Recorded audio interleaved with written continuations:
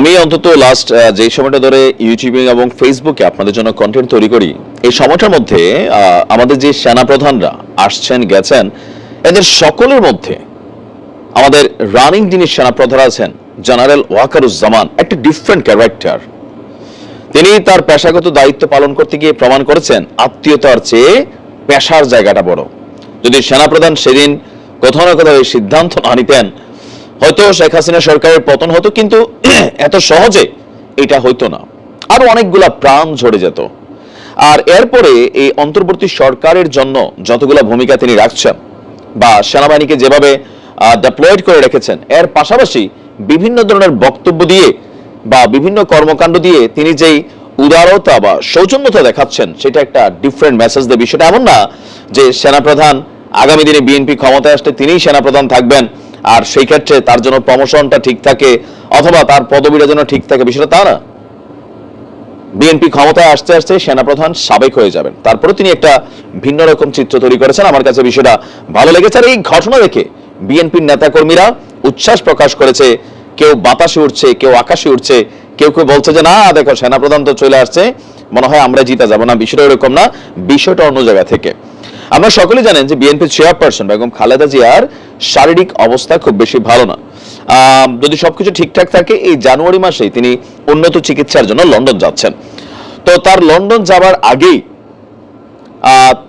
বেগম খালেদা জিয়ার শারীরিক অবস্থার খোঁজ খবর নিতে তার গুলশানের বাসভবনে গিয়েছিলেন। হঠাৎ করে সবাইকে চমক দিয়ে দিয়েছেন সেনাপ্রধান জেনারেল ওয়াকারুজ্জামান। তবে যাবার সময় তিনি একা যাননি, আর এটা অফিসিয়াল কোনো ভিজিট ছিল না যে সেনাপ্রধান যাচ্ছেন অফিসিয়ালি ভিজিট করতে বেগম খালেদা জিয়ার বাসায়। তিনি গিয়েছিলেন রাত 8:30টার দিকে। সেনাপ্রধান যাওয়ার সময় তার যিনি স্ত্রী আছেন তাকেও সাথে করে নিয়ে গেছেন।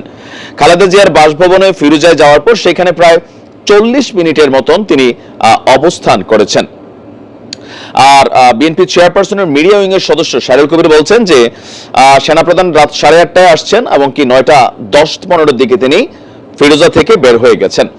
তিনি কেন আসলেন? তিনি আসলে খালেদা জিয়ার স্বাস্থ্যের খোঁজ খবর নিতে আসছেন। এখানে এটা একটা পলিটিক্যালি মুভমেন্ট ছিল না, এটা একটা নন পলিটিক্যালি অথবা নন গভর্নমেন্ট একটা অবস্থান থেকে তিনি গিয়েছেন। বিএনপি চেয়ারপারসনের উপদেষ্টা সদস্য মেজর জেনারেল অবসরপ্রাপ্ত ফজলে লাহি তিনি বেগম খালেদা জিয়ার পক্ষে সেনাপ্রধানকে স্বাগত জানিয়েছিলেন এবং বিএনপি চেয়ারপারসন যেন দ্রুত সুস্থ হয়ে ওঠেন এই দোয়া করেছেন সেনাপ্রধান। এই সময় তার সঙ্গে তার সহধর্মিণী উপস্থিত ছিল। আর এই জিনিসটা সামনে আসার পর সারা বাংলাদেশের কাছে সেনাপ্রধান হিসাবে জেনারেল ওয়াকারুজ্জামানের বাকি যে গুণাবলীগুলো ছিল বা পজিটিভ অবস্থান ছিল, এইটা আরেকটা ডিফারেন্ট একটা ভূমিকা দিয়েছে।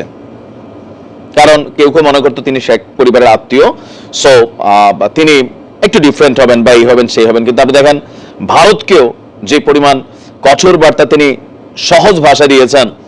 ইভেন বর্তমান পরিস্থিতিকে রিকভার করার জন্য জনগণের উদ্দেশ্য এই দাবি দেওয়া, আজকে এটা চাই কালকে ওটা চাই, মানে বিভিন্ন বিষয় নিয়ে তিনি যে এইম দেখাইছেন। ইভেন সেনাবাহিনীকে নিয়ে যে ষড়যন্ত্রমূলক নিউজগুলো আসছে যে সেনাবাহিনীর সাথে সরকার আতাত করে সেনাবাহিনীর ক্ষমতা নিয়ে আসবে, তারপর বিভিন্ন ধরনের বক্তব্য কিন্তু আসছে সোশ্যাল মিডিয়া কন্টেন্টে বা মিডিয়া প্ল্যাটফর্মে।